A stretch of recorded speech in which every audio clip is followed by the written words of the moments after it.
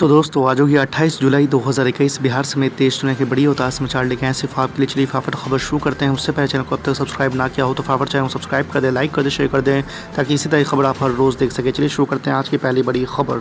कर्नाटक के मुख्यमंत्री BS येदियुरप्पा के इस्तीफे के बाद खाली हुई कर्नाटक के मुख्यमंत्री की कुर्सी पर अब बसवराज बैठेंगे। भारतीय जनता पार्टी विधायक दल की बैठक में उन्हें कर्नाटक का अगला मुख्यमंत्री बनाने का फैसला लिया गया है। बसवराज कल दोपहर 3 बजे राजभवन में मुख्यमंत्री पद की शपथ लेंगे। आपको बता दें कि बसवराज येदियुरप्पा सरकार में गृह, संसदीय और कानून मामलों के मंत्री थे।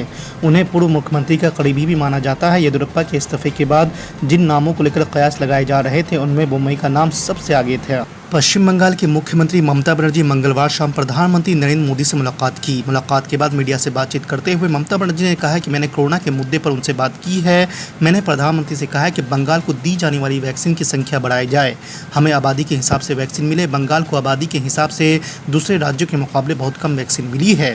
साथ ही ममता बनर्जी ने कहा है कि मैं 2 साल बाद दिल्ली आई हूँ, चुनाव के बाद भेंट करना ही पड़ता है, इसलिए प्रधानमंत्री से मिलने गई थी। यह संविधान के तहत प्रोटोकॉल है, मैंने इसका पालन किया है। ममता बनर्जी ने कहा है कि प्रधानमंत्री को पेगासस जासूसी मामले पर ऑल पार्टी मीटिंग बुलानी चाहिए। इस मामले की जांच सुप्रीम कोर्ट की निगरानी में की जाए। आपको बता दें कि पश्चिम बंगाल की मुख्यमंत्री ममता बनर्जी 5 दिन के दिल्ली दौरे पर है। तीसरी बड़ी खबर, दिल्ली पुलिस ने कांग्रेस के पूर्व अध्यक्ष राहुल गांधी की संसद के निकट तक ट्रैक्टर रैली निकालने के मामले में केस दर्ज कर लिया है। संसद मार्ग थाने में कांग्रेसी नेताओं के खिलाफ MV एक्ट IPC 188 और महामारी कानून के तहत मामला दर्ज कर लिया गया है। राहुल गांधी ट्रैक्टर लेकर पार्लियामेंट तक कैसे पहुंचे, इस बात की भी जांच दिल्ली पुलिस कर रही है। पुलिस सूत्रों के मुताबिक अब तक की जांच में पता चला है कि रविवार देर रात एक कंटेनर में रखकर ट्रैक्टर को लुटियन जोन इलाके में लाया गया था। दरअसल संसद के मानसून सत्र के कारण इलाके में धारा 144 लागू रहती है। वहीं आपको बता दें कि केंद्रीय मंत्री मुख्तार अब्बास नकवी समेत कई BJP नेताओं ने ट्रैक्टर रैली को लेकर राहुल गांधी पर निशाना साधा था।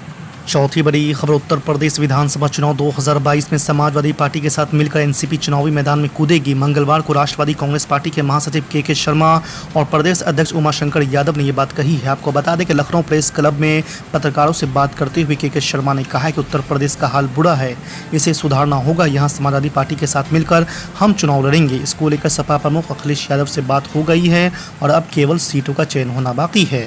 आपको बता दें कि उन्होंने कहा है कि पार्टी सुप्रीमो शरद पवार ने साफ कहा है कि उत्तर प्रदेश में NCP को युवाओं, किसानों और महिलाओं की आवाज़ उठानी होगी, क्योंकि वहां भाजपा सरकार लोकतंत्र के लिए खतरा पैदा कर रही है। पांचवी बड़ी खबर, बिहार विधानसभा के बजट सत्र के दौरान 23 मार्च को हुई विधायकों की पिटाई का मामला मानसून सत्र में भी गूंज रहा है। नेता प्रतिपक्ष तेजस्वी यादव ने मंगलवार को विधानसभा में पिटाई के मामले पर बहस कराने का प्रस्ताव पेश करना चाहते थे, जिसे नामंजूर कर दिया गया। जिसके बाद तेजस्वी यादव ने मौखिक तौर पर प्रस्ताव पेश किया और तमाम विपक्षी विधायकों ने सदन से वॉकआउट कर दिया। आपको बता दें कि तेजस्वी यादव ने कहा कि हमें लिखित प्रस्ताव रखने तक का मौका नहीं दिया गया। मौखिक तौर पर हमने सदन में विधायकों की पिटाई के मामले पर बहस कराने की मांग की, लेकिन उसे नहीं माना गया। छठी बड़ी खबर, इंडिया में शामिल विकासशील इंसान पार्टी सुप्रीमो मुकेश सहनी और हिंदुस्तानी अवाम मोर्चा की नाराजगी की खबरों के बीच मंगलवार को राष्ट्रीय जनता दल के विधायक भाई वीरेंद्र ने एक सनसनीखेज दावा कर पटना के सियासी गलियारों में खलबली मचा दी है। भाई वीरेंद्र ने दावा किया है कि बिहार में नीतीश सरकार का गिरना तय हो गया है। अगले 15 अगस्त को नेता प्रतिपक्ष और राजद नेता तेजस्वी यादव ही गांधी मैदान में झंडा फहराएंगे।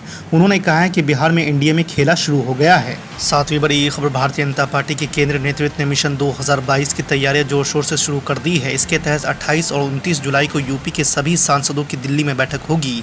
इस बैठक में मुख्यमंत्री योगी आदित्यनाथ भी शामिल होंगे। बैठक में केंद्र और यूपी सरकार के कामकाजों को आम लोगों के बीच लेकर जाने और जीत के लिए रणनीति बनेगी।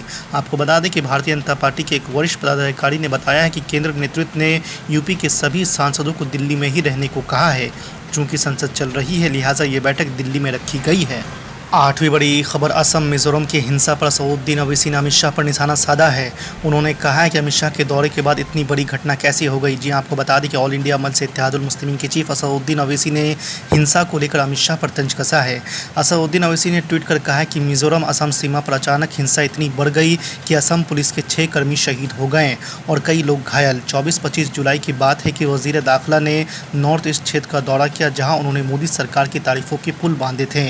अमित शाह के दौरे के फौरन बाद इतनी बड़ी घटना कैसे हो गई। आपको बता दें कि अमित शाह ने पूर्वोत्तर के 8 राज्यों के मुख्यमंत्रियों के साथ बातचीत में सीमा विवादों को सुलझाने की आवश्यकता को रेखांकित किया था, जिसके 2 दिन बाद ये घटना सामने आई है। कि जातीय जनगणना को लेकर महोदय एक मिनट, हम खाली हम बोल के दो, 1 मिनट में एक विषय पर आ जाने दीजिए। एक नहीं, हम वाइंड अप कर देंगे महोदय, फिर इकट्ठे जो होगा बोल लेंगे।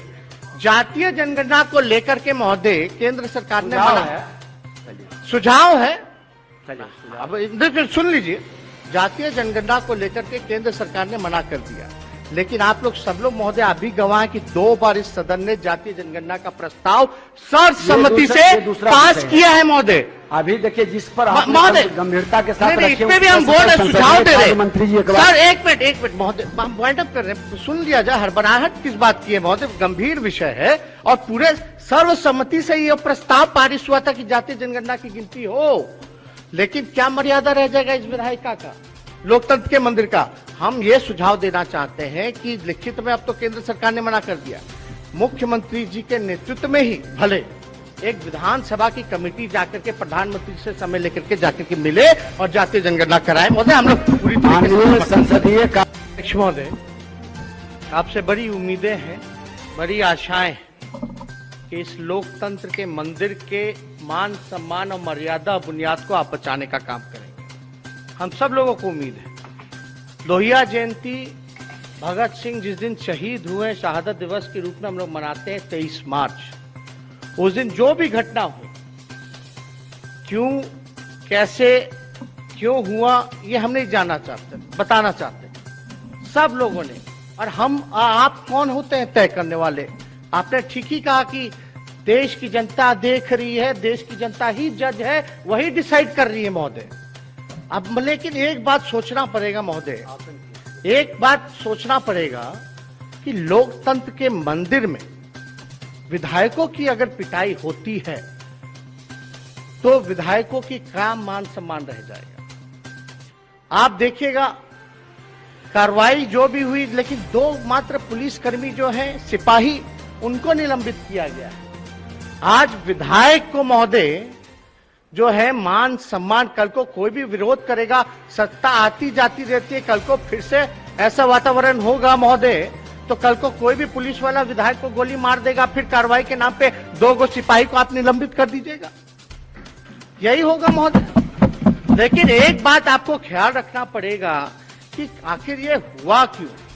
हम नहीं चाहते महोदय कि हम इस पे ज्यादा विश्लेषण करें, लेकिन आप बहस अगर करा देते तो सारे सदन में जितने पार्टियां हैं, ऑल पार्टी के लोग जो है, सबको टाइम अलॉट हो जाता, सब अपनी बात को रखते महोदय, और एक आपको भी मौका मिलता महोदय, जो दाग लगा है उस दाग को धोने का भी मौका मिलता।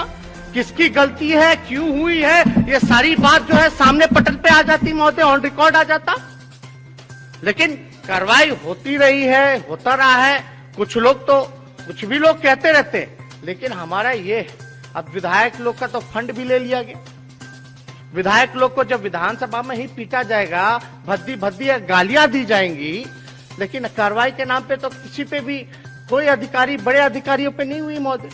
आखिर सिपाही की तो हिम्मत नहीं है कि विधायक को पीट दे विधानसभा के अंदर, किसी ना किसी के निर्देश पे हुआ होगा।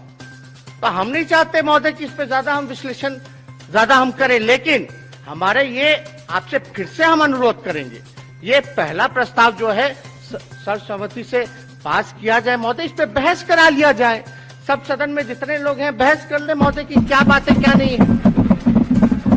समय महोदय सरकार भी चाहती होगी बहस करना, आप हमारी गलती है तो आप बताइए, हम आपकी गलती होगी तो हम बताएंगे।